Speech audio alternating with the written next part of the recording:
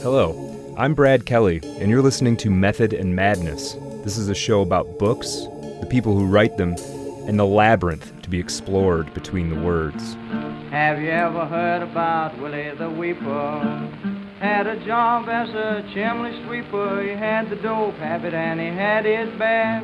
Listen while I tell you about a dream he had. I am joined today by Kenan Meral. He is the author of a collection of short stories entitled A Rash Impulse, and his debut novel, Stigma of the Living Flesh, is available from our friends at New Ritual Press on June 15th, 2026.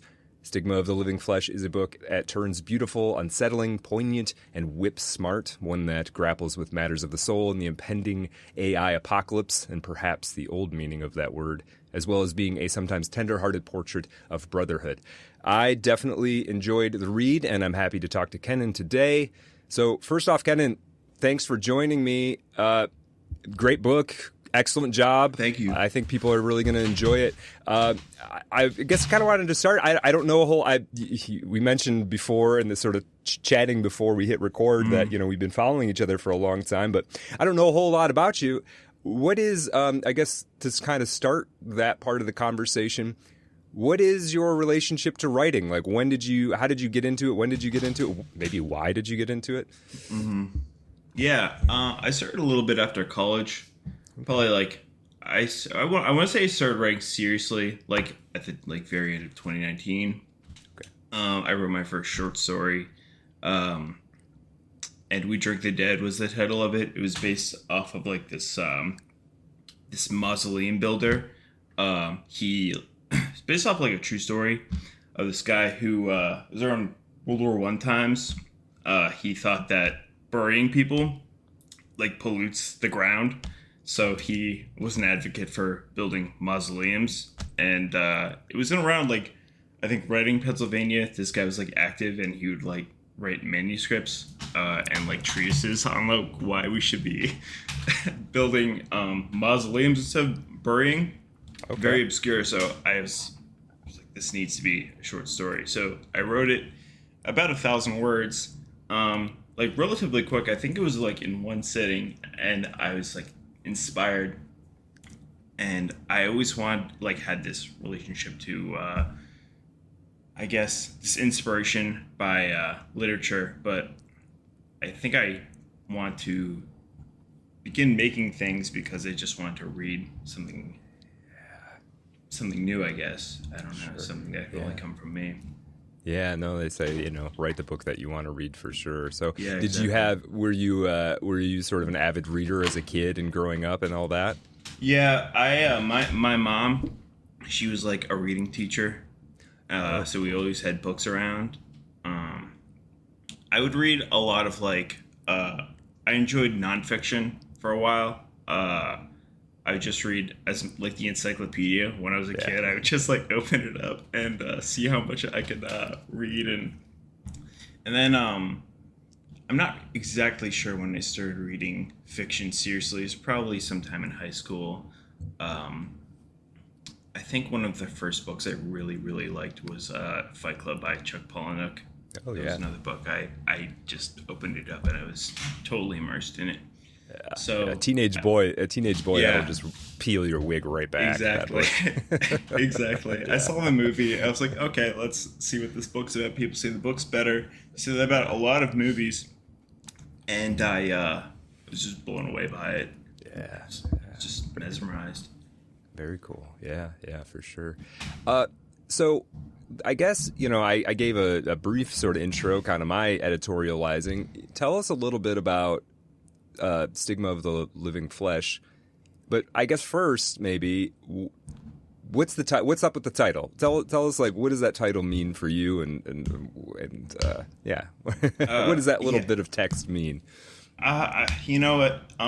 This is, an interesting thing to talk about because I was in a bar with one of my friends, my friend Matt Sears. We were having a couple beers, and I was telling him a little bit about my book. He's like, and I think this pertains to a sort of a confusion I've been having about this book in particular, where I've been having such a hard time encapsulating the meaning of it, and something this is kind of a segue, but I feel like the more time I spend inside the book, the less I know what it's about, and I don't know if you relate to that in particular.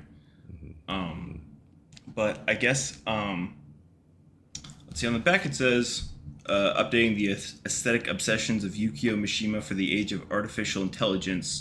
So I think it pertains to what it means to be, I guess, embodied while, I suppose, pursuing, like, how would I put it? I guess this drive to figure out what virtual art would look like, and basically being obsessed with it to the point where you lose sense of physical reality, your embodied self.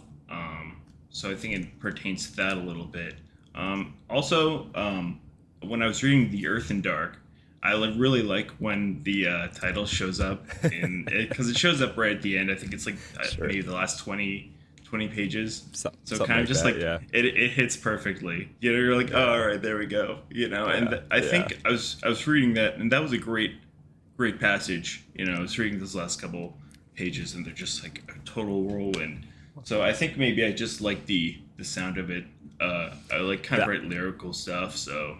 That's a big part of it, is just, does it sound good? Like, just on its own as a phrase or a sentence or whatever, is it work somehow? Because I struggle with titles. I didn't have the title for The Earth and Dark. I worked on that book for years before I had the title. And I know some people, they can't even really work on it until they have a title. It sort of provides them this like anchor point. But for me, it's like, man, the title is the on a per word basis, it is the most difficult writing of the whole book. Yeah, that's true. That's a really good point. Yeah, it's like, that's so true. I spent hours trying to, like, man, I know this title isn't good. Like, and my editor, who I really respect and trust and like, he did not like The Earth and Dark as a title for whatever reason. And I was like, oh, is he right? Oh, I spent a bunch of time just like, man, maybe he's right. Maybe it's not good. But I ended up liking it. But yeah, they're tough to write. And I think it captures it. I mean, and you also want it to be kind of evocative, particularly in this sort of war for attention that we're in now. You do kind of need it to be, you want it to catch people. You know, I think all the time about, like, you know, you want to write the thing, do the thing you're trying to do, but then there's this whole other art form of like trying to get anybody to pay attention to it. And you got to do something. The way I think of it is like, make it so the title, the artwork, whatever it is, so if they're scrolling and it comes up, they stop for half a second.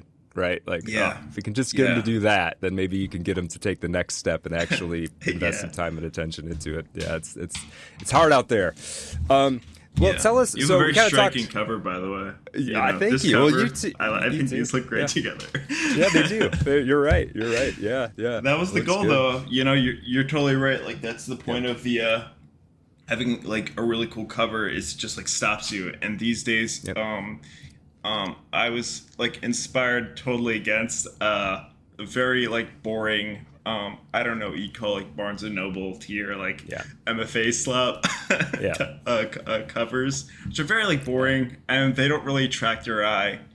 They're usually very soft colors that don't offend, but I think I wanted something in particular that was very striking and something you like.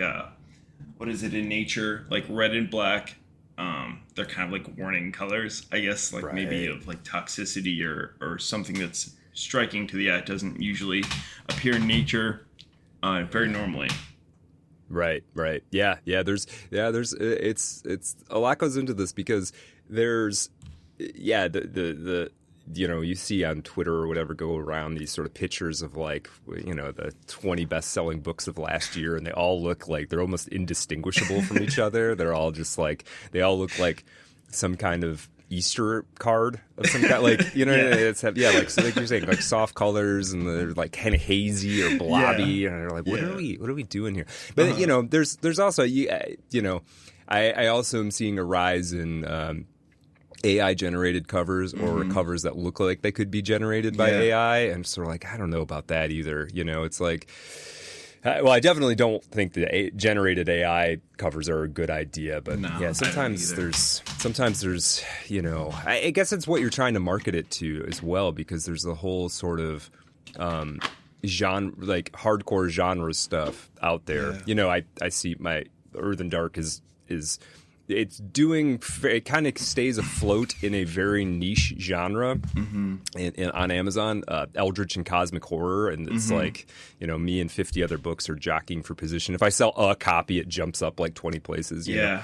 But a bunch of the stuff in there is just like, you can tell that's like particularly designed based on somebody searched like 10 steps to making a science fiction cover. You know, it's like, make it look exactly like it looks very cool. And I really like the opening, in the sewers of Detroit lies an ancient mystery of labyrinth, a labyrinth of the mind, only escapable by death. And it's like, holy shit. You know? Yeah, no, me and it's so good, man. Yeah, me and Mark Wadley, the guy who helped, I kind of pre-conceptualized it, but I don't really have the Photoshop skills to like make it really work. So it's a photo of I had, and I came up with it, picked the fonts and stuff. But Mark Wadley really helped me, and he, you know, I was like, I want it to be pulp. I want it to be like 60s, 70s pulpy the cover. Yeah. You know, I want it to be that for sure. And so he came up with that that bit block of text. And I was like, it makes it feel like, you know, it's 1978 and you're in like, it's on one of those like turnstile things at the corner store. So so it's I kind of enjoy honestly that part of the process. Like it's the so marketing, fun. it's kind of fun. Yeah, it's cool. It's not the best part. I didn't get into it for that reason, but I don't mind it. It's incidentally pretty fun when like your marketing I kind of like has this a little bit of a like a silly or like, I don't know, maybe a meme vibe a little bit. That's like what I've been like going through lately. Just like kind of trying to have fun, because honestly marketing can be such a drag when you don't find a way to like enjoy it. Just like been fun. You've got the new Ritual Press team too, and they've got their finger on the pulse to a certain, to a certain degree, or at least a pulse, somebody's pulse out there. So that's super helpful. Yeah. Tell me, I mean, I want to know, I've read the book, obviously, but for the audience, we kind of talked around the book a little bit. Can you give us a little bit of a sort of elevator pitch setup of what readers can expect in Stigma of the Living Flesh? Yeah. So there's two brothers. They just get out of college, and they're formulating a software company that does like focuses on AI generated art. The one is like this artist type, and the other one is kind of confused, just going through the motions. And they're just trying to figure out, I guess, their place in life. The one's rather driven, actually. He is an obsessive type of person, but he lets that obsession often turn into like self-destruction. The other one is a little bit more amorphous. He's a bit more pragmatic, and ultimately he becomes his brother's keeper in a way where he has to guide him through the eventual the hectic world, I guess, of like what they call venture capitalism. So he meets like a Teal type guy who saves their asses after they have like a hoax goes terribly wrong. They get arrested. They need to get bailed out. So this kind of Teal, mysterious venture capitalist figure bails them out and starts funding their project to make ads. So AI generated ads, and just gets worse and worse from there. But the I guess the artist Will Margold, he is so like purely driven. So he's kind of this like pure, almost like innocent in a strange way, but to the point where it's detrimental to him. All he wants to do is make his art. All he wants to do is like focus on his projects, but it keeps getting undermined by himself, but also by advertising and just people using his technology for general cruelties, I would suppose. So that's what people can expect. That's right on. We'll get into some more of the qualitative stuff here about it. I guess a lot of writers listen to this show, so I like to spend a little bit of time in sort of craft talk kind of stuff.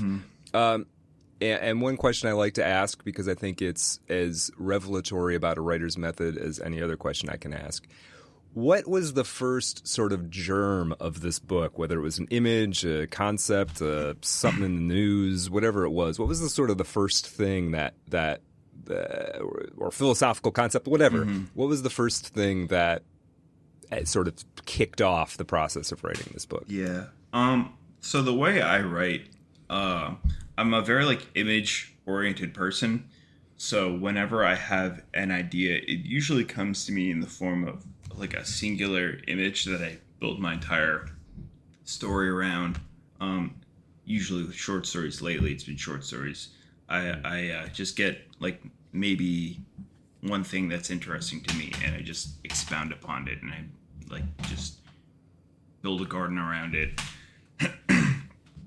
With this in particular, it wasn't necessarily different. I just want to think about it sounds strange because the way I've been talking about it as well is imagining, I guess, the road to the Matrix in a way. Or how do we get there? How do we get to a place where people can start generating entire worlds within virtual reality and AR and what that would look like? And also, just some trips I went on were inspiring. They go to Turkey at some point. I go back to Turkey every once in a while. A trip to France was deeply inspiring to me. And just some the writers I've been reading at the time helped me along. So eventually just generating some images. The opening image, they're at the beach, and on one side there's an Islamic family and all the women are fully covered, and on the other side, it's kind of a funny thing in retrospect. I went back and I started reading, and there's a sense of humor that I didn't even pick up on when I started writing this, but then there's old ladies, and on a lot of French beaches, they're not joking, people will literally just go in the nude. And I saw on one side, it was the Muslim family. They're fully covered, even at the beach, from head to toe.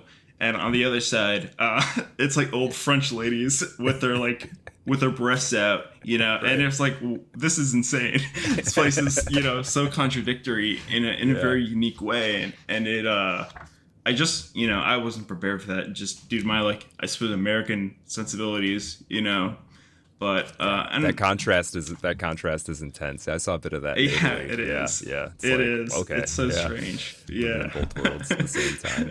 Yeah. Maybe we could settle somewhere. Could we settle somewhere in the middle, or do we have to? Yeah. Yeah, that's what I was thinking too. It's for sure. Here's another question, sort of craft talky question. And this one, this might require a little hemming and hawing on your part, because it's kind of a weird question. What did you learn about writing while writing this book? It's a really interesting question. I might take a second to answer. Yeah, for sure. Yeah. What did I learn? I suppose how to restrain myself, which is the surprising answer, because my short stories, I wrote them, they're my foray into writing, and they're not exactly well edited. I think there's something sometimes I'd like to really go back and re-edit them, but they kind of were so self-expressive that they almost read they weren't meant to be read by other people, which is kind of cool and kind of off-putting at the same time when you go and read them. It does sound like a great promotion for my short stories. At the same time, it does. It's here's this just relatively unhinged bunch of short stories, take them or leave them. Yeah. So, but this is it was made a lot more lovingly. the novel, I was thinking about an audience in particular. I wanted people to not feel like I was taking advantage of the time. I wanted people to get a lot out of it, to be able to go back and reread it, and to I don't know. I suppose just managing a balance and managing an aesthetic vision that wasn't just self-serving. Yeah. So that's one thing. I love that. Yeah, there's definitely I think every writer early on especially has a sort of a phase where it's almost purely self-expression.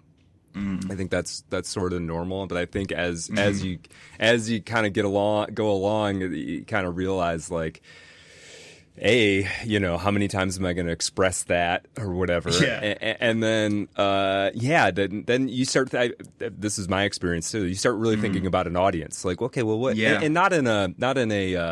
What is that thing where they screen movies for like a test audience and they score it? Not in a sort of, not with like machinations of like, all right, I'm going to optimize the algorithm of audience retention, Oh, but just like in a TikTok way, right? of, but just like, okay, a human being that I don't know is going to be reading this. What I want them to, I want them to enjoy it and get something out of it and feel like they're inhabiting a world and all these things. And then I feel like the self-expression becomes more like a paint in your palette. That you can kind of use when it makes sense, right? Like when it works to, like, I'm going to use this a little bit here, and that'll give the thing the energy that'll keep people engaged, and finding stuff that's like relatable to other people too about in that self-expression. Yeah, that's big.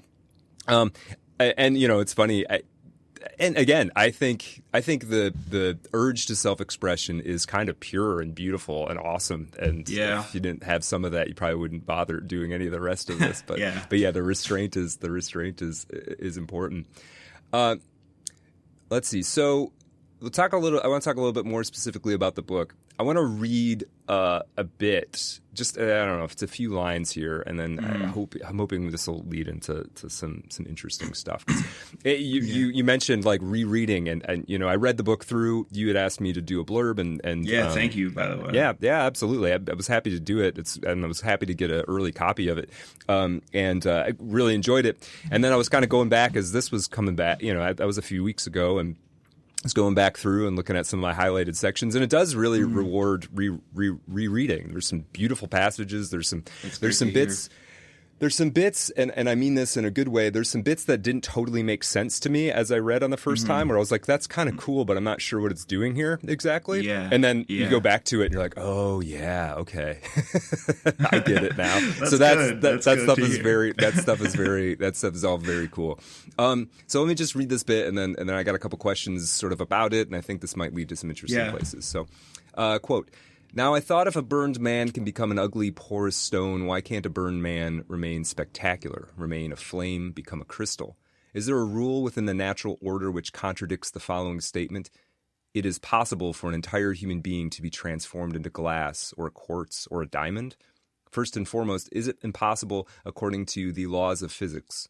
More importantly, is there any aesthetic principle declaring that such a fate cannot be considered irredeemably beautiful? And by that logic, cannot such a fate become an artistic template itself?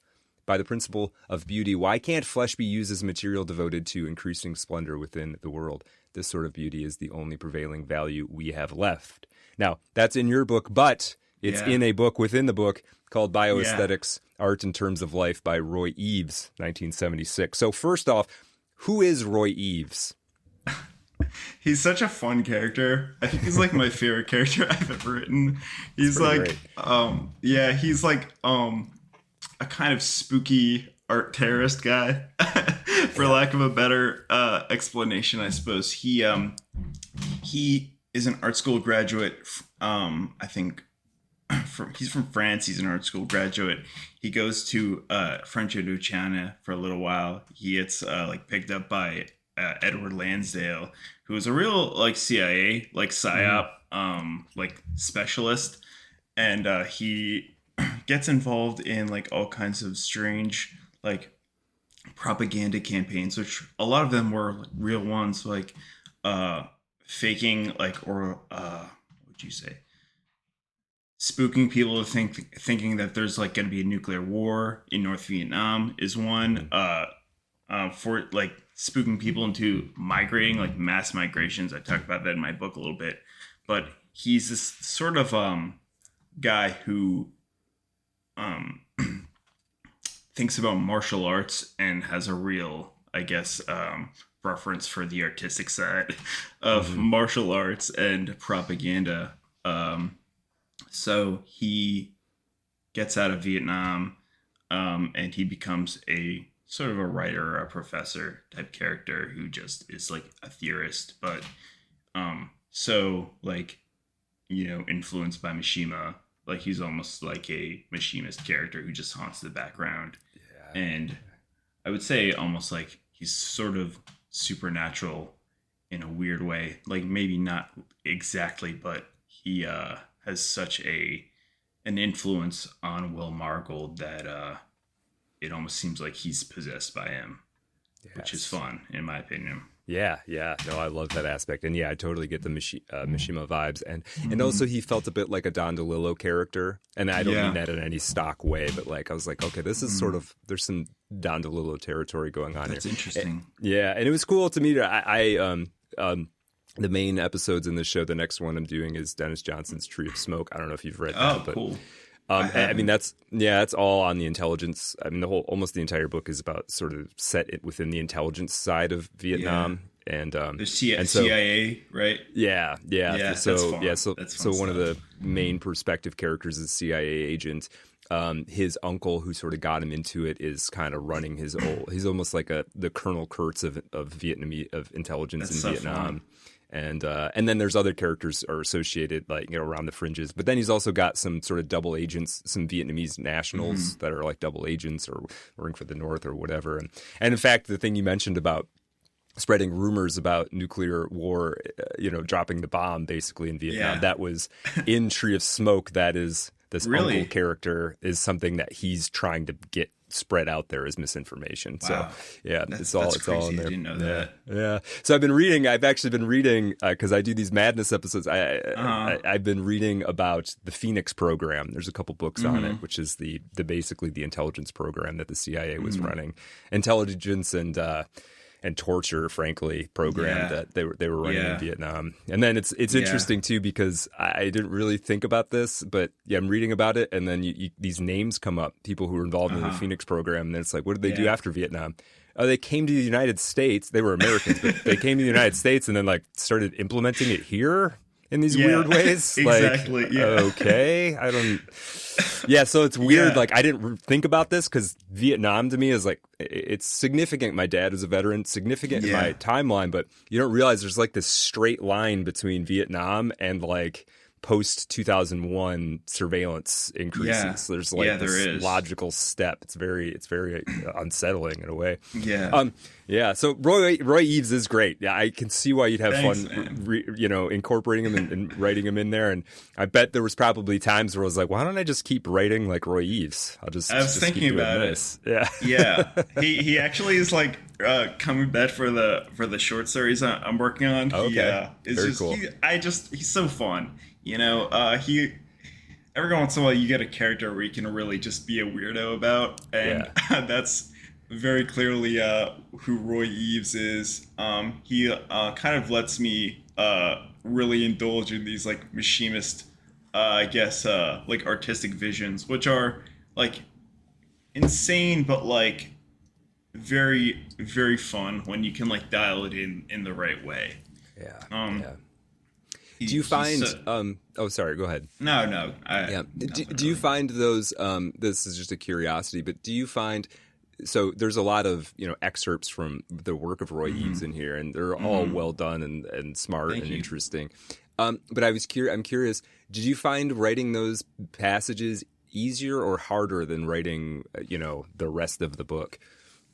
I think they were easier just because they came to me in times of inspiration. So when you feel that like motivation or whatever that drive is, it's kind of like dreaming. It's very effortless. It's a little hard to edit because it's hard to pinpoint that emotion I'm going for without going overboard or underqualifying it. And it actually reminded me a lot of in your book the J.T. Murray excerpts. Yeah. And I wanted to talk about that a little bit too. Sure, yeah, we can You talk know, about that if you want. like those yeah, are well, that is so something we definitely good. did in common. Is like you have extra text that becomes the Yeah. text in the and then it actually is involved in the plot, right? It's like actually it's not just a side tangent. Exactly. It's also like integral to what's happening in the book. Yeah, Yeah, and I really like that because you I feel like there's a lot of things we're doing in common in our two books, and they feel like the J.T. Murray excerpts are so fun because the way you weave in the anthropology, it's you hide your hand like really really well, and it comes across like effortless, and I like like encyclopedic like information like that. So when you drop it in there, I'm like, oh great, I didn't know that. It's very cool. Talking about like prehistory in a very like McCarthy manner. Here we like the German in German the word for magic is Zauber, a vestigial cognate of Old English word for Tiefer. Tiefer translates to paint, and before that red ochre. The use of this bloodstone pigment has been practically a human universal, not only to paint ritualistic runes in the bodies of shamans in countless ancient cultures, and you go on, but it's right. you add these facts in like flawlessly. Yeah. Well, and you might maybe relate to this because I was just talking. I was on the Art of Darkness book club recording just the other day, and we're kind of talking about these things, and I think this is, I suppose, true of short stories as well, but the scale, trying to do it in a novel is so different. One of the big challenges, I think, in writing a novel, and readers don't they notice it when it doesn't work well, but it's seamless when they don't. It's trying to manage like exposition. Like, how do you get all this sort of information in here in a way that doesn't break the reader's attention or immersion, right? And especially, something like you're trying to do in the Stigma of the Living Flesh. There's all these sort of spiritual / psychological / philosophical stuff that's critical for us to understand the character of Will and what he's doing, and yet, if you just have him saying it all the time, it starts to feel contrived in a way. And what I think is good about what you did so well with the Roy Eve stuff is it's all this sort of subtext and context for what Will is experiencing and what he's sort of propitiating, but it doesn't feel like you're setting us up in a like simplistic morality tale. It's like, no, they came across these ideas and they're sort of obsessed with them, but there's also they also have their own obsessions and their own lives and interests and incentives and all of that. And so it allows you to kind of tell us what Will's thinking without exactly saying, and then Will thought this, right? Yeah. And then also because your perspective character is his brother, who's sort of the straight man, which is which is the way to do it, I think. I mean, there's a reason why we even have that term, right? If you're going to have a highly eccentric character, it's often good to have a sort of normal, relatable person for the reader who serves as the lens through which you see that guy. But and then our straight man also is understanding Will through the work of Roy Eves, kind of, and so it just works really, really well. I think it's well done, but it's also just a clever workaround.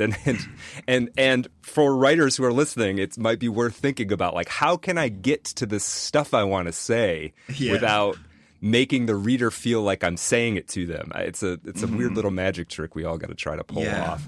Yeah. Especially when we're trying to handle this like complicated, rich material like you are. It's worthwhile trying to think about how to do that. Yeah. Go ahead. One thing that is like so important is making it come across as like an effortless thing, and like hiding your own hand is another thing, I guess, I learned is like, I think when you're doing self-expression, it's so obvious, and it almost has this like naivety that like gives this like a charm.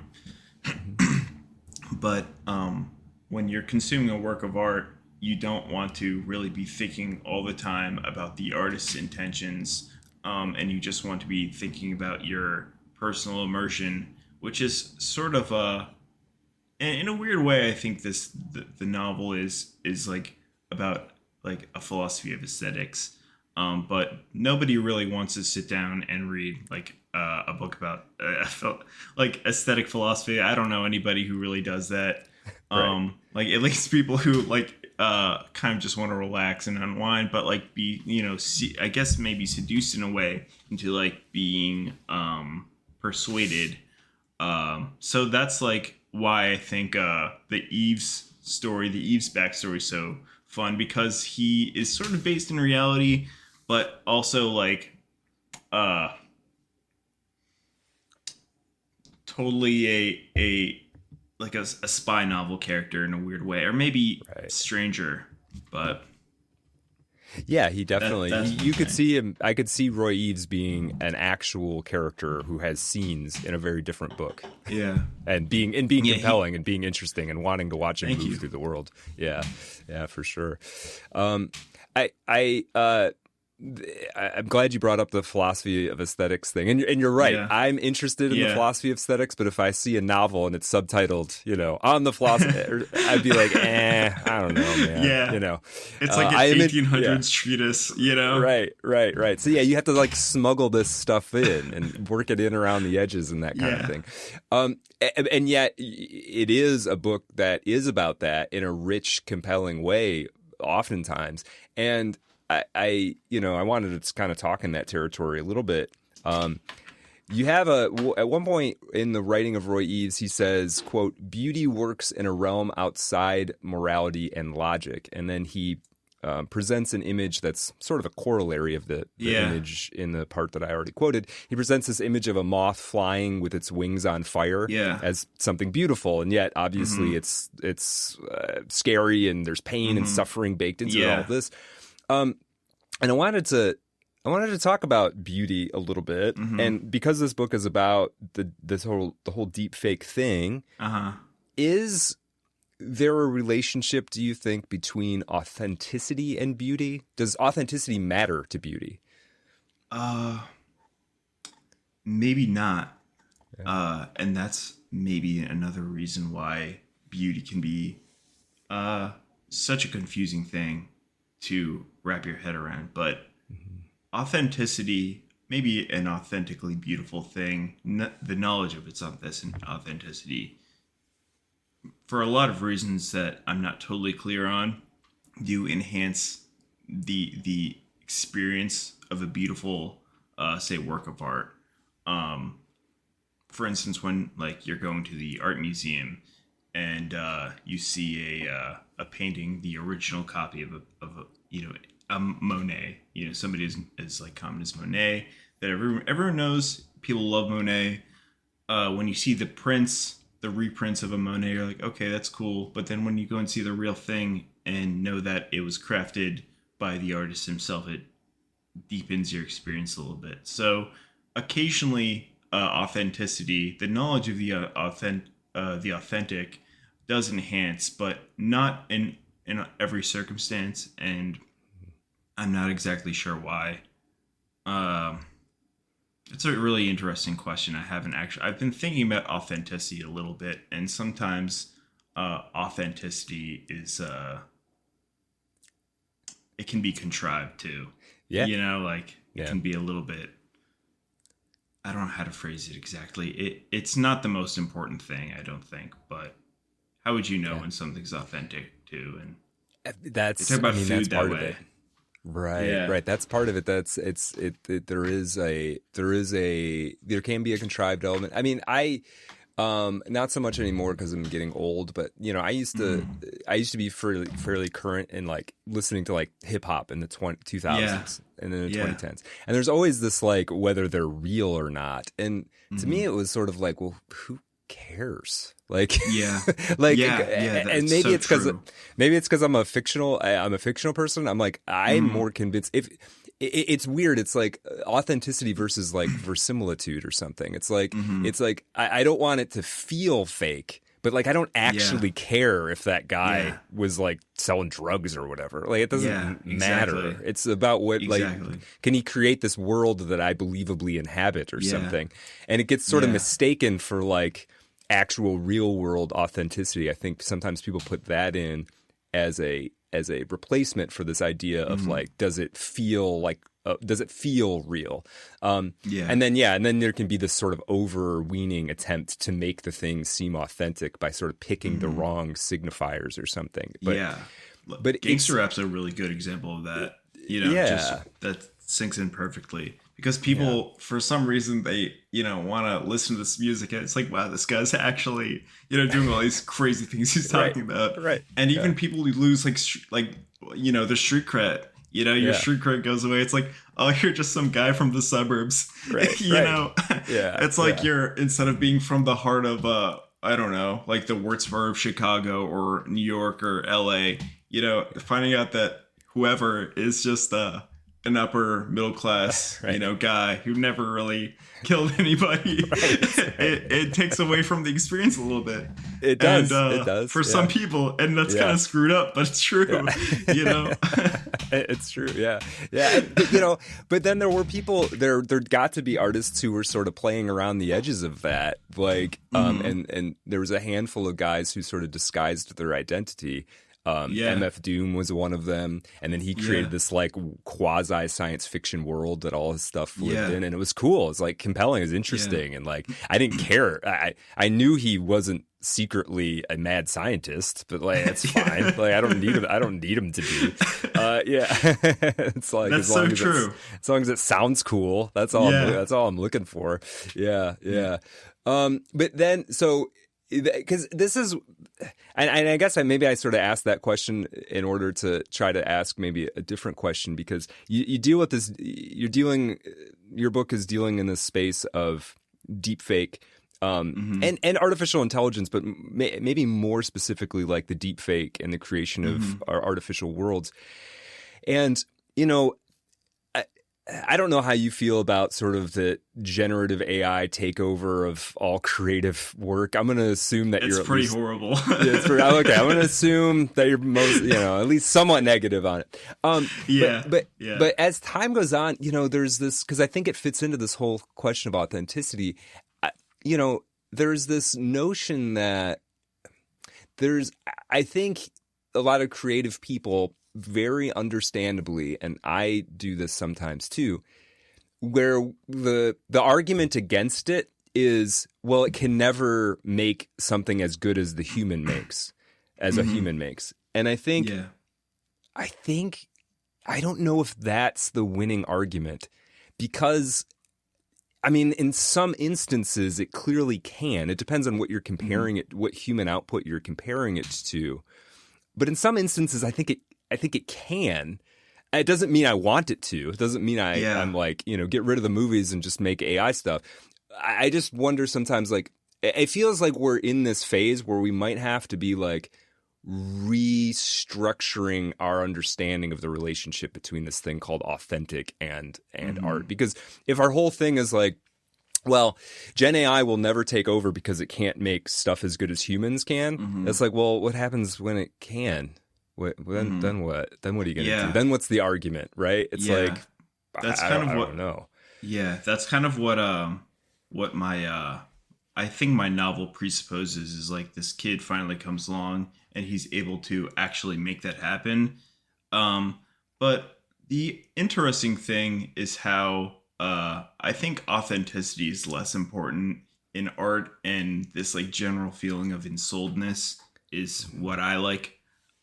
Does it feel like it was made lovingly? Does it feel like it has a sensibility of craft that the person who made it cares enough to think about the audience? And there's a lot of art that people make that don't have that ensouled quality, and it feels like it might as well have been made by AI at the same time, which is something that there's so many shitty ads. Those ones recently that piss everybody off are those like DoorDash ones. What do they call that design style? Where it's like a cartoon guy, his torso is like this wide and his like fingers are like little and he just doesn't look, he's like blue somehow and he's doing backflips.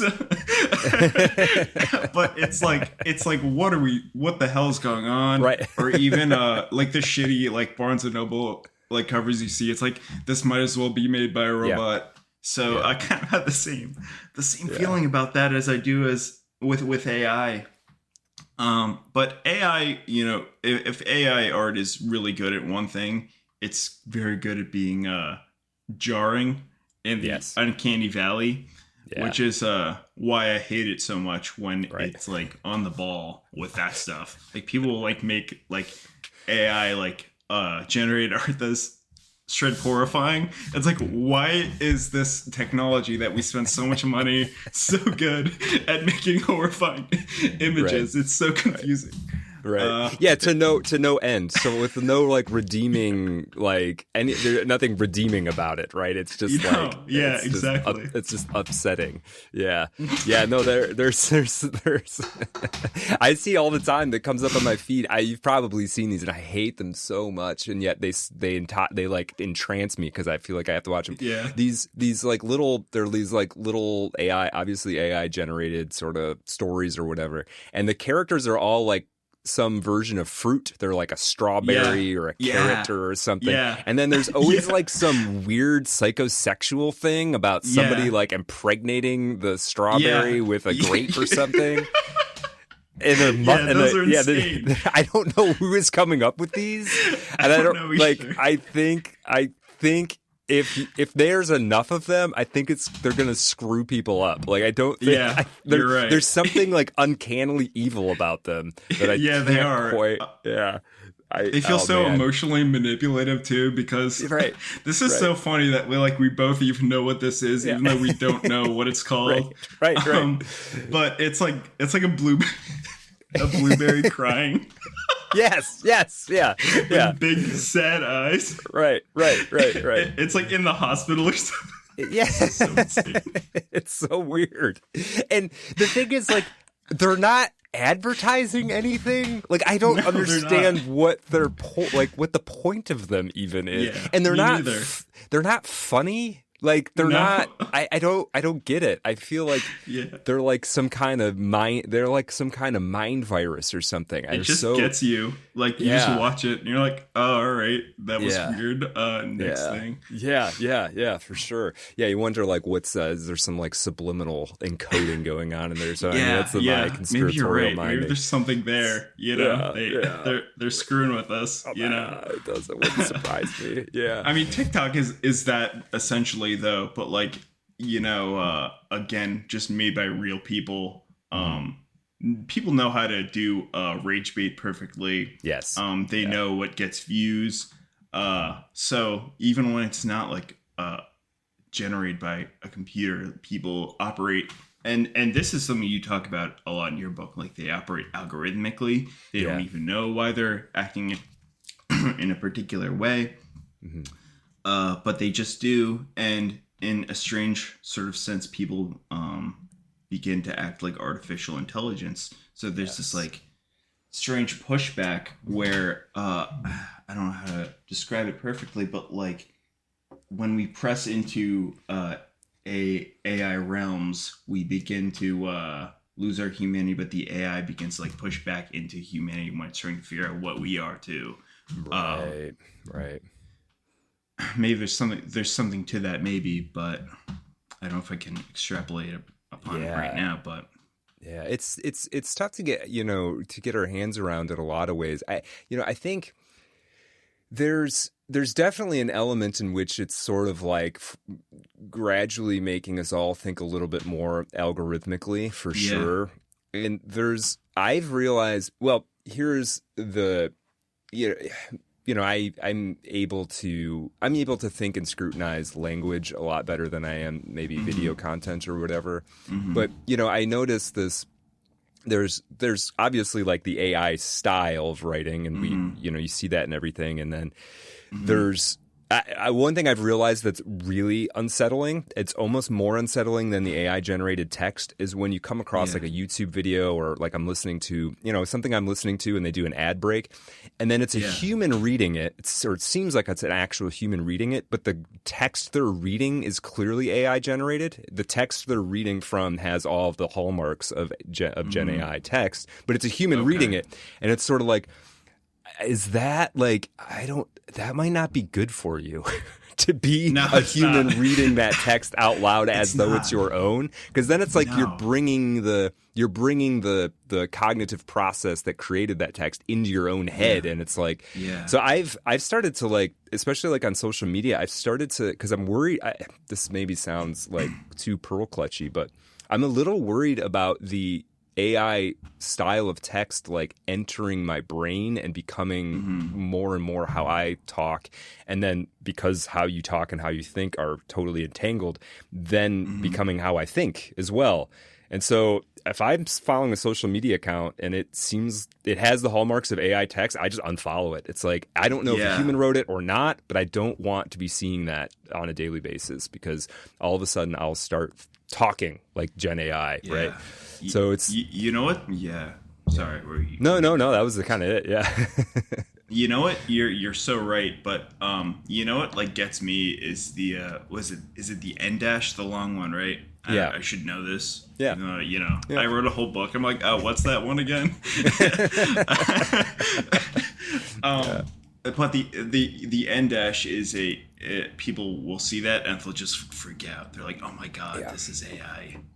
Which is a shame, because it's a great punctuation mark, for sure. It's great.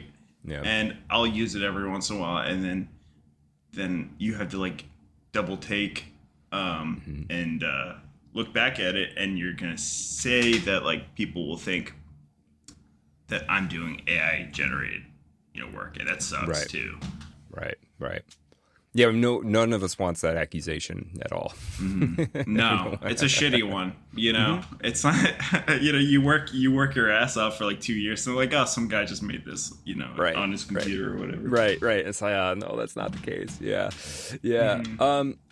So, kind of, I can get off into AI. Maybe we'll come kind of back around to it a little bit. I wanted to, there are a lot of books sort of still circulating around this kind of beauty question. There are a lot of books that are beautiful or have moments of beauty, and yours certainly fits into this category. But there's not that many books that are sort of about beauty.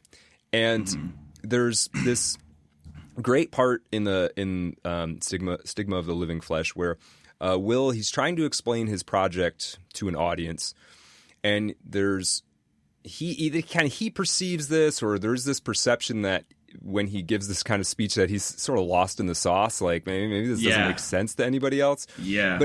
But he says, among other things, while trying to explain this sort of profound conflict, kind of that you talked about relative to the title, this contradiction or this irony or whatever we want to call it between the seemingly infinite mind that we have and the finite body that we're kind of trapped in. And Will says, quote, "The sublimity of life scares me." And I found that to be a very striking thing, this concept. I don't necessarily have a question here. However, I think maybe this can take us into some interesting territory. Yeah. It got me thinking about, so I'm not one of these like return with a V guys exactly. Yeah. But I do think that there is, I mean, you're probably familiar with whatever Lindy Mann's idea of like refinement culture, in that like, we're taking the color out of everything. And I do think there's a bit of, there's a bit of like a backwash kind of thing happening now, but architecture in general is sort of trending towards ugliness. I do think there are some changes happening there. Yeah. And there's this weird like valorization of the natural environment, like Instagram photos of the Grand Canyon or something, but an erasure of it at the same time. Like our technological progress, we're blotting out the night sky, but we're like searching photos of the northern lights on our phone. Yeah. You're right. I guess I started thinking, reading your book, and I don't know if I ever had this thought before, was like, culturally, is there a tendency, the sublimity of life scaring me? Mm-hmm. Is there something we're doing culturally, like we are kind of scared of beauty, and so in some level we're trying to like snuff it out? Mm-hmm. Like, yeah, I think this is what makes it sort of a novel that I really wanted to be a progression of like machinist aesthetics in a way, because beauty for me, and I think for a lot of other people, it's directly tied to our concept of mortality, and especially natural beauty, at least beauty when it comes to life. It's directly tied to this sensibility of mortality.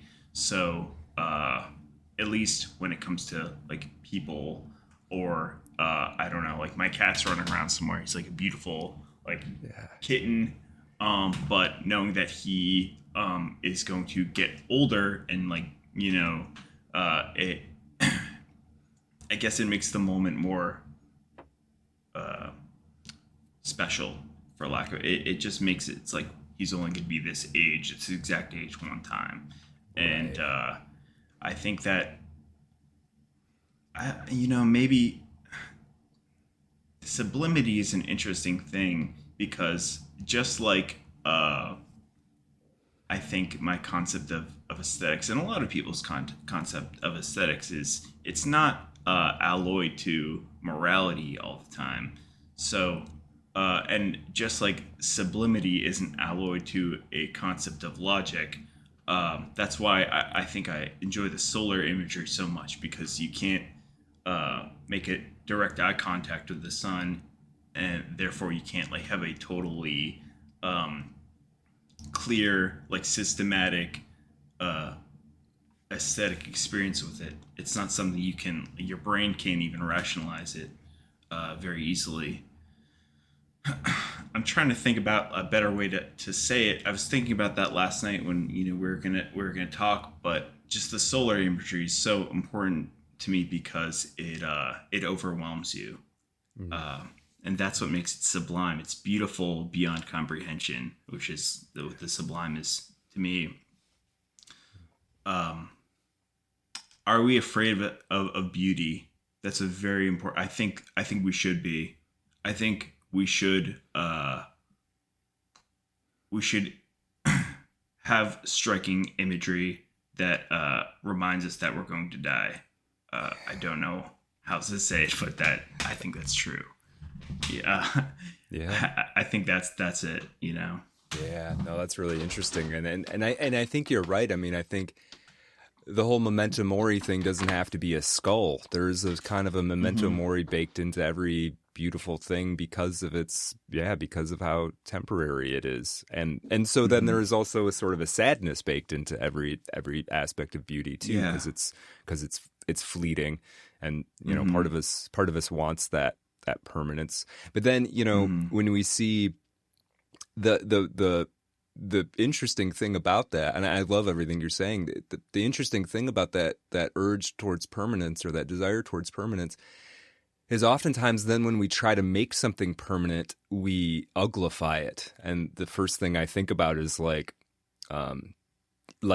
intense plastic surgery, right? Like, yeah. And I'm not against some level, I don't know. I think sometimes the good examples of plastic surgery are good because you don't notice them, right? But we all know these examples of like various celebrities who've done something kind of irrevocable, and now they've put themselves in the uncanny valley, and now they're like, is that really a person? Yeah. Like, what's his name from American Idol? Simon Cowell.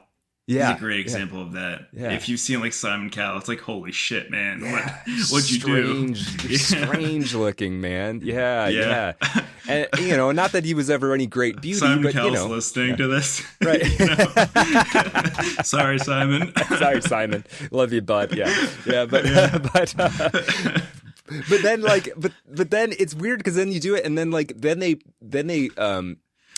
then they close off access to themselves of like there are beautiful older people. You can be a beautiful older lady, a beautiful, a very good-looking older man, and then by doing this thing to your face, you kind of prevent yourself from having that. It's an interesting it's an interesting sort of sabotage of the beauty, and kind of poetic in a way, because it's like this desperate grasp at it destroys it somehow, and it does. You're right. Yeah, it does. So, maybe like one thing that I think is interesting, how this desire to like encapsulate something perfectly beautiful forever is in a weird way what this book's also about, where what if we could just go into a realm where we could create something that we have full authority over, and try to recreate the world as we'd like to see it.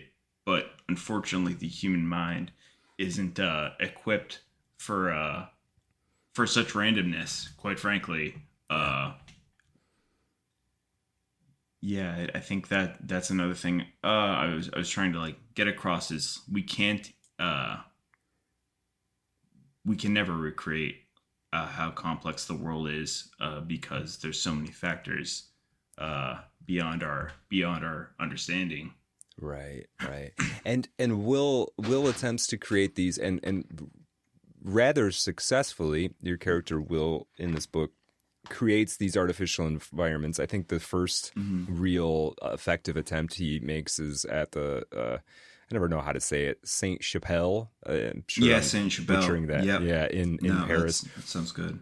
Yeah, and that's a beautiful, it's a world. It's among the most beautiful man-made places in the world for sure. Mm-hmm. And he does create it, but there is this sort of like, it makes me think about like, and it goes to some of the stuff we've already been talking about, but is it as beautiful? Like I'm assuming that you've seen this place because you mentioned I was inspired by it. Yeah, and so there's all of these sort of subtexts and experiences you're bringing to the table when you step in there. The travel that you had to do to get there, it wasn't right next door and all of that. And then if you can just plug into the thing, even if it looks the same, is there some? Do we lose something because we didn't have to sort of give anything up to get it? We lose the essence of it.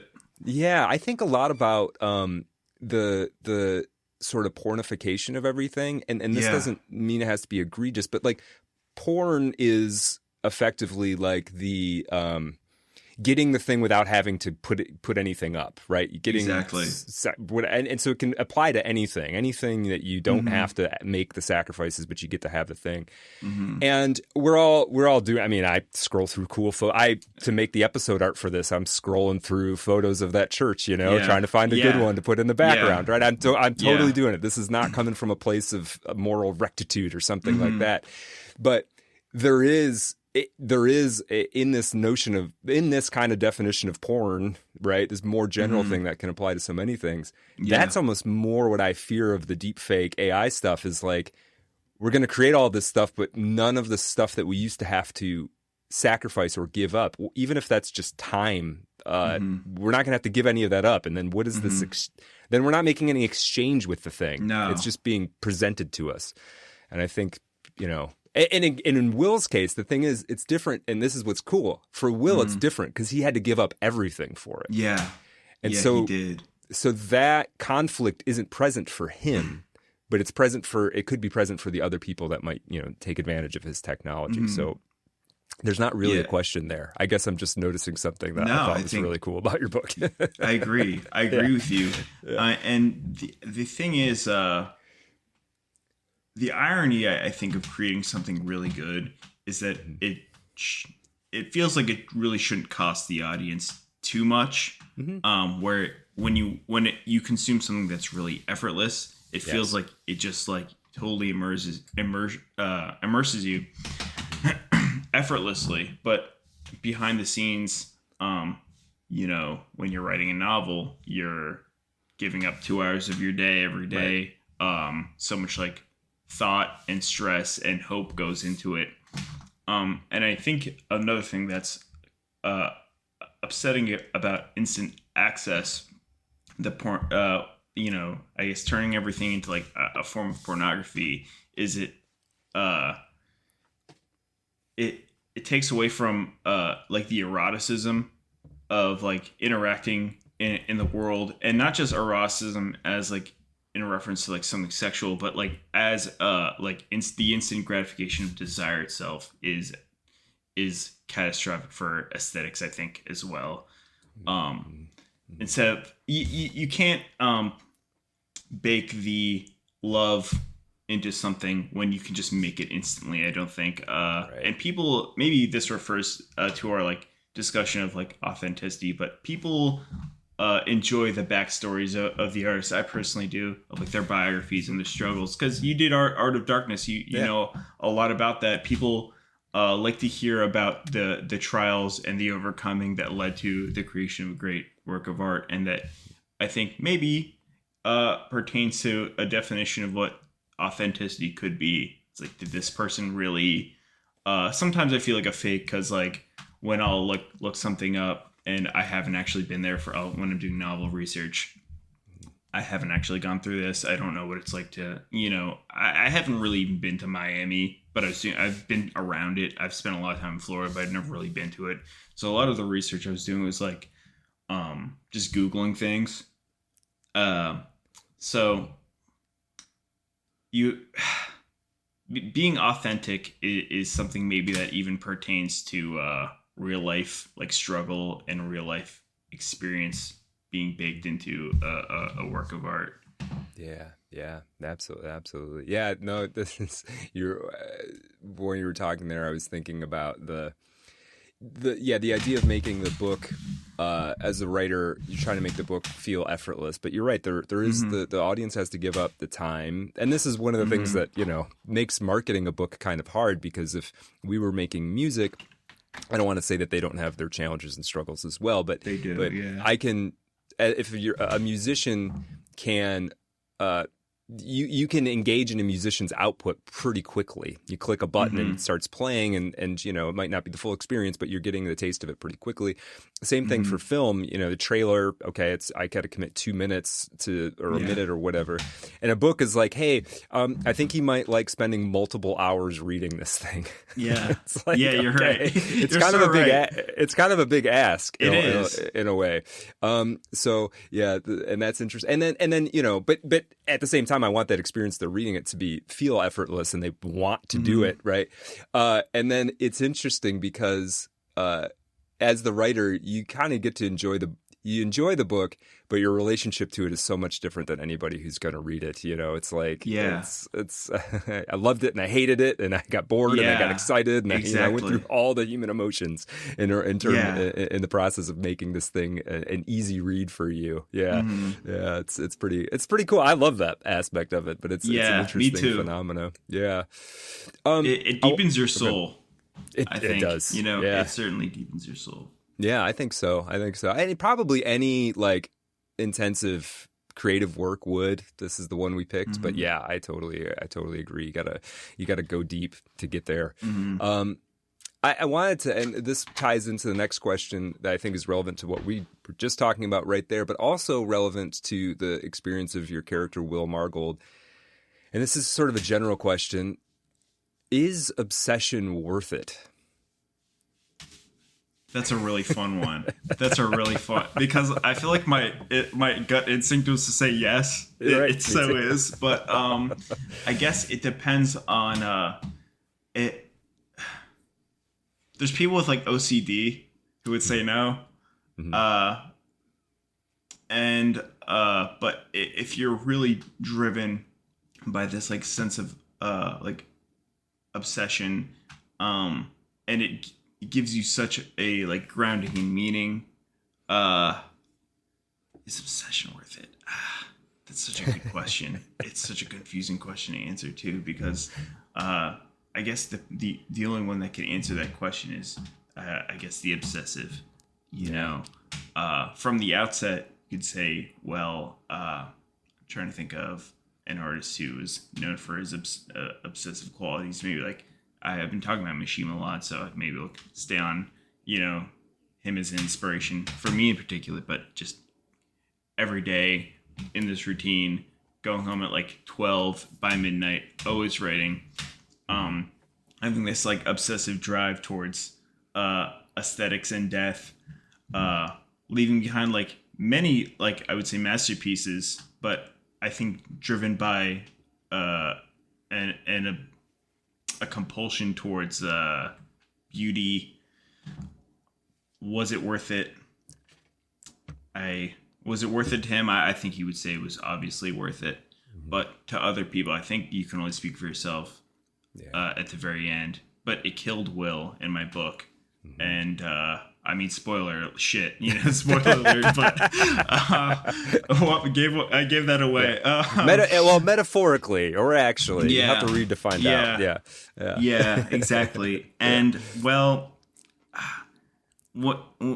you have to like think about the consequences, I guess, it has on other people, how selfish it can be. It didn't seem worth it to his brother in the very end, I don't think, because he lost his brother due to this like obsessive drive. For him, it wasn't, and I think for me, the most important thing is like family and stuff like that, and I wouldn't trade anything in the world for my family. It's like, if you ask me, when it comes down to it, what's more important, like writing or my family, I would choose my family. Sure. I'm not that obsessive to the point where I'm like sacrificing, I guess, other duties. I would say. Yeah. What do you think? Do you think it is? Yeah, I mean, part of the reason I kind of asked this question is that I'm not. It is difficult to answer. I mean, I was more obsessive about this in the past than I am now. I still love I still love writing, and I don't know if I ever quite qualified as actually obsessed, but I was further toward that pole in the past for sure. And there is this like, there's variables that go into it. I mean. It's easier. The problem is, it's like you almost can't if it's case by case to a certain degree. You almost can't evaluate it until it's over. It's like, is an artistic pursuit worth it? It's almost like you have to know whether it's gonna work or not, right? Like, yeah. And then if like I think about like Moby Dick, like all the stuff that must have gone into trying to write that book, and it didn't get any attention in its day, and then now it's like pretty, it's in the consensus of one of the top novels in the English language, right? And it's like, was it worth it? And it's almost. It's hard to answer. I think if Melville could be around to see what happened, maybe he would say, it was. And it was worth, me, being sort of dismissed for the rest of my career and all of that. But he didn't get to see it. So it's such a challenge. I definitely do think that it's not where there are, in the pursuit of whatever it is, there are a lot of things that probably are worth giving up for it. But it's not worth giving up everything. Like, I agree. You talk about like family. I don't want to ruin my family relationships for it either.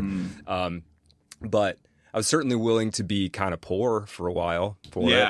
I was willing to not get enough sleep for a while to do it, me too. And a bunch of other stuff. So it's sort of like, maybe everybody has to kind of pick their own level of their own level of commitment to Fight Club. Exactly. You know what's interesting? Like, what happened with my first like draft of this book was it was written really fast, and I was so surprised how fast it was written, because I was like, I think I have quite a bit of time. I don't have any children, so I have quite a bit of time to devote to this type of thing, and I'm aware of that at the moment. I can devote my time largely to whatever I like, and I think I wrote the first draft. It was 55,000 words like 2 years ago while I was editing a Rash Impulse, and I wrote it in about a month and a half, which is really fast for a manuscript for me, because I was just like, all I would do was I would get home, and I like almost set it as like a goal. Like every day I would just try to write a chapter. I don't know why, but it ended up like working out. But I was losing a lot of sleep, and it was making me like a really like socially strange person for a little while. Like, you get like 4 hours of sleep, a night, and you start to become a weird guy, you know. But I was drinking a lot of like energy drinks. I was drinking like 1,000. Like, I think I was drinking like 2 Bang energy drinks a night. That's my favorite like story from writing this book. I was drinking 2 Bang energy drinks a night and just writing and typing for like 4 or 5 hours every day. And that was really fun, but it was really bad for me because I was getting heart palpitations. Oh my God, yeah. As I was going to sleep, I was like, oh, yeah, it is. But it was so, you know what, I think obsession goes way deeper than that. But I think for maybe a month, that month and a half time, I was like totally obsessed with like seeing how fast I could write something of quality. And I would say if that qualifies as obsession, maybe I don't think it does, but whatever happened, I was pretty happy with the outcome. Yeah. And maybe it's you do that another few times in your life, you know, for a stretch, for a period of time, right? Yeah. We gotta try to sustain ourselves at the same time. Yeah, we do. Yeah, you can't do 4 hour, and unless you're some kind of genetic freak, you probably can't do 4 hours a night every night for the rest of your life. Yeah, it's horrible. It's so horrible. It's not gonna happen. Yeah.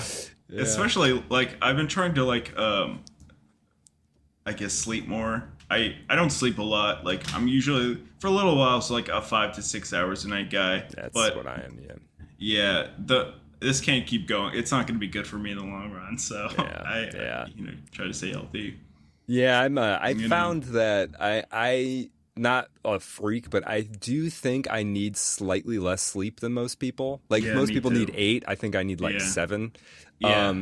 But I'm more like 6 on a normal. Yeah, I can function off of 6 pretty easily. Yeah. But that's like part of, I guess, the routine like we keep as writers is like I will give up an hour of sleep every day if I can use that to write. That's kind of the deal I made with the devil, to be honest. Was like you're are you a morning guy or a night guy? I'm morning. Yeah, I'm up. 4 o'clock. I get up like 4:30, and then so. That's kind of crazy to me because I'm a night guy. Right. You get used to it. I mean, I was a night person. I was more of a night person originally. I just kind of like, it came from, I had a sort of a crisis years ago now, 8 years ago or something. And was sort of like, I would try to write at night, like after work, and I just wouldn't have the gas for it, Yeah. It's like every part of my body's like, just chill out. Can we just chill? You'd had a full day. And so I kind of made this realization. It's like, I got to start writing first thing in the morning or I'm just not going to do this. Like, that's just how it's going to have to be. So I, over time, like, forced myself to get up in the morning. Now I'm used to it. Now it's like, even if I don't set an alarm, I'm up before 5 most of the time. So and it seems like your book's really tapped into dream space, like dream logic and dream space. And I was wondering, I'm half asleep when I'm writing it. Which is great, which is so good for your creativity. My first like couple like minutes awake are like when I have my zaniest thoughts, I think. So I think the dream space, the dream logic really plays a major role in both of our books. Just like, and I think that's such an interesting thing for virtual reality. Just like, if people are able to access that dream space and dream, that part of the book is lucid dreaming, as part of your entertainment. Right. Excuse me. And that I think is coming down the road at some point. Which is terrifying.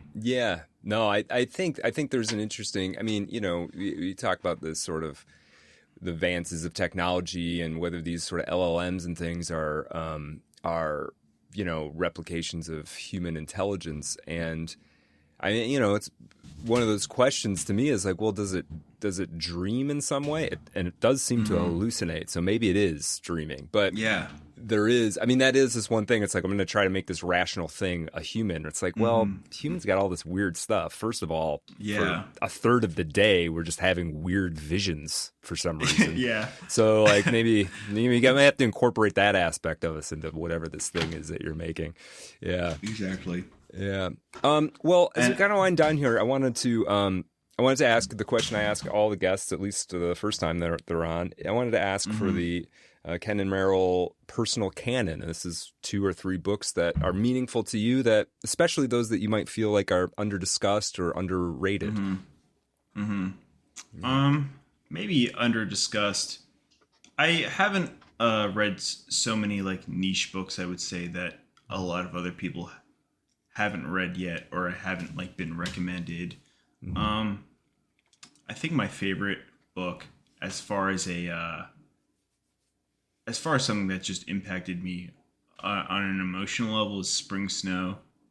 Spring Snow is an absolutely like devastating portrait of love and this like desire for a love that maybe can't be. It's a great, I think everyone should read that. People are often like trying to figure out where they should start when it comes to any writer in particular. Yeah. With Mishima, they always say reads The Sailor Who Fell from Grace of the Sea. I personally started with Confessions of a Mask. That's an interesting question.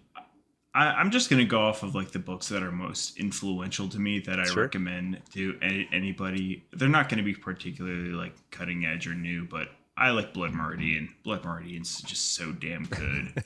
It's such a good. I mean, what can I add to the conversation about Blood Meridian that hasn't been said better? But I was going back lately and I was reading a little bit of Camus. Camus was somebody who he was kind of a writer that got me interested in the weird emotions that literature can make you feel. I think The Stranger's fine. It's not, these aren't, I was thinking about this on the back burner yesterday, just off the top of my head. Those are just books I've been hugely influential to me. Yeah. The Stranger's great. No, I feel like we kind of culturally have kind of forgotten about it to a certain degree, but that's an incredible book. Yeah. I think I was thinking about this in reference to Camus.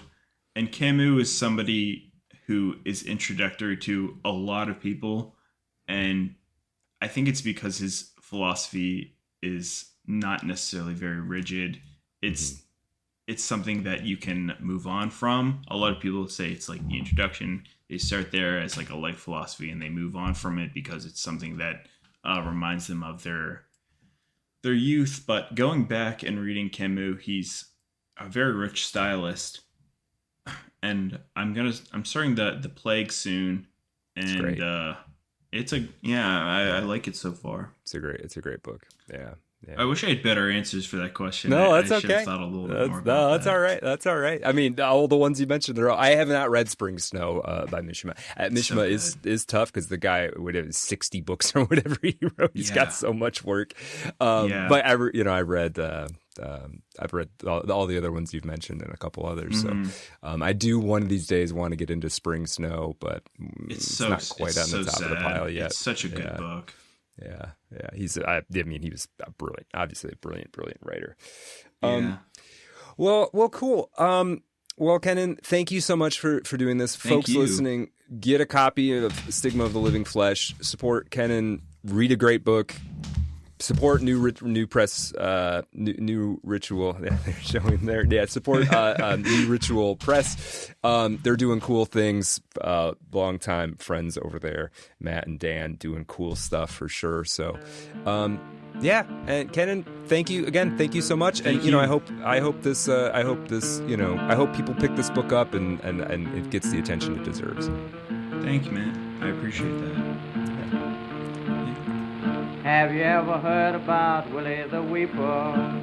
Had a job as a chimney sweeper. He had the dope habit and he had his band. Listen while I tell you about a dream he had. Oh,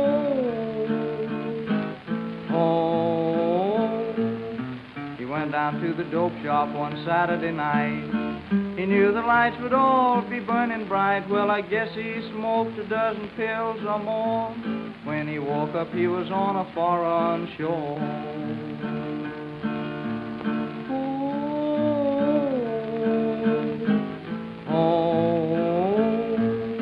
The Queen of Sheba was the first he met. She called him lovey-dovey and honey pet. She gave him a great big automobile with a diamond headlight and a golden wheel.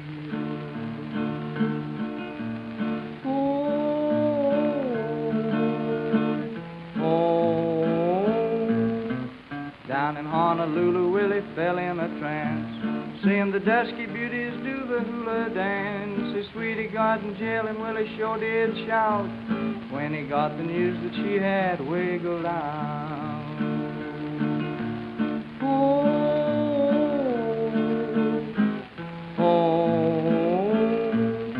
He landed with a splash in the river Nile, riding on a sea-going crocodile. He winked at Cleopatra, she said, ain't he a sight? He said, how about a date for next Saturday night?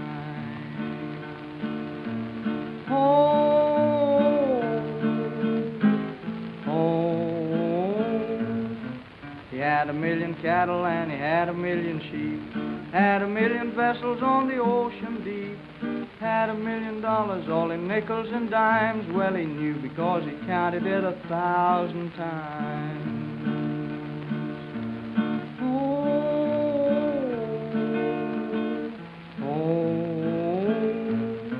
He landed in New York one evening late. He asked his sugar for an after date, started to kiss her and she started to pout when bang, bang, and the door gave